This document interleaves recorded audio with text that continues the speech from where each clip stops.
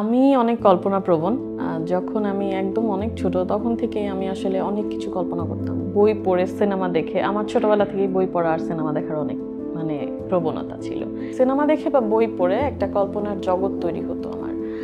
তো ওই কল্পনার জগতে আমি এক এক জিনিস ভাবতে থাকতাম। তখন আমি ভাবতাম যে এগুলো আমি লিখে রাখি। তো এইভাবে লিখতে লিখতে আসলে লেখালেখিতে আসা।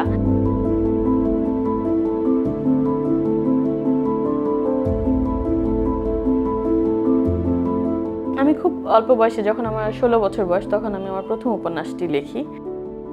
গল্পের যে থিমগুলো সেগুলো কিন্তু আমার আশপাশ থেকে আমি পিক করি, আমার পাঠক যাতে নিজেকে রিলেট করতে পারে।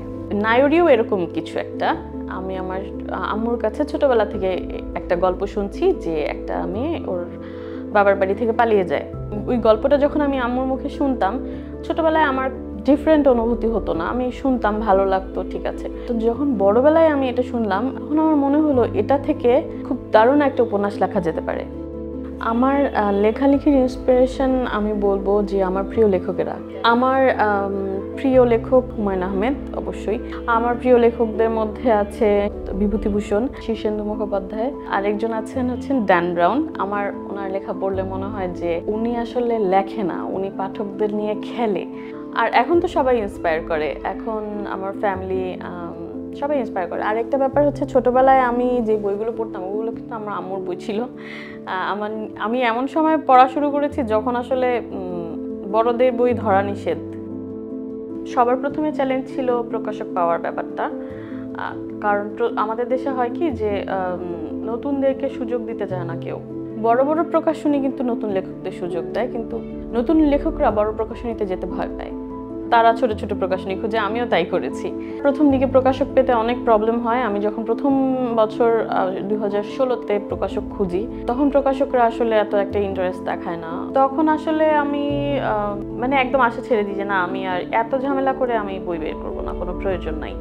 তারপর 2018 বইমেলার জন্য আমাকে একজন প্রকাশকই আমার সাথে যোগাযোগ করলো। তারপরে আসলে বইটই বের করা।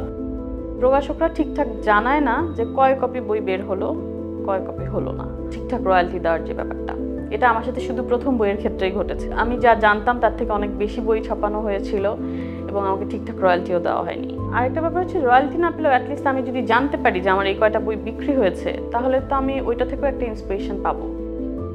ফিমেল রাইটার হিসেবে অনেক চ্যালেঞ্জ তো আছেই। একটা ভালো প্রকাশনী থেকে বই আসলেও মানুষ এটা নিয়ে নেগেটিভ কথা বলে। বই মেলায় আমার একটা বই বেরিয়েছে, আমার প্রকাশক এটার পেছনে অনেক টাকা ইনভেস্ট করেছে, আমার ওই বইটার পেছনে সময় দেওয়া উচিত না? তো আমি যখন বই মেলায় অনেক ঘন ঘন যাই, তখন বলা হয় যে আমি বই সেল করতে যাচ্ছি, আমি নিজেকে পণ্য বানিয়ে ফেলছি, এ ধরনের কথা বলা হয়। আমার ভবিষ্যৎ পরিকল্পনা হচ্ছে বিভিন্ন জনরায় লেখা। আমার যেমন 2টা উপন্যাস আছে, মুক্তিযুদ্ধ ভিত্তিক উপন্যাস। এগুলো যে আমি কবে লিখতে পারবো আমি জানি না, তবে আমি লিখবো। আমার জনরা আমি বলবো সামাজিক জনরাটাকে, এটা আমি লিখতে সবচেয়ে বেশি পছন্দ করি। তো এই জনরায় বেশ কিছু উপন্যাসে এরকম রেডি আছে, আমার ভাবনায়। তো এইগুলো আমি সামনে লিখতে চাই। আমি বিটিআই এবং ডেইলি স্টারকে বিশেষভাবে ধন্যবাদ জানাতে চাই এই উদ্যোগটি নেওয়ার জন্য।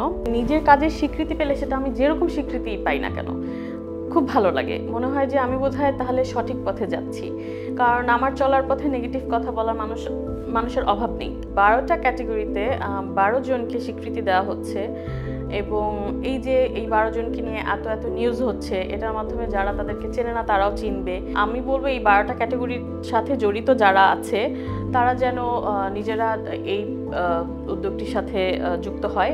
অবশ্যই এই উদ্যোগটি অনেক বেশি স্পেশাল, অনেক বেশি সুন্দর। আমি অনেক অনেক ধন্যবাদ জানাতে চাই।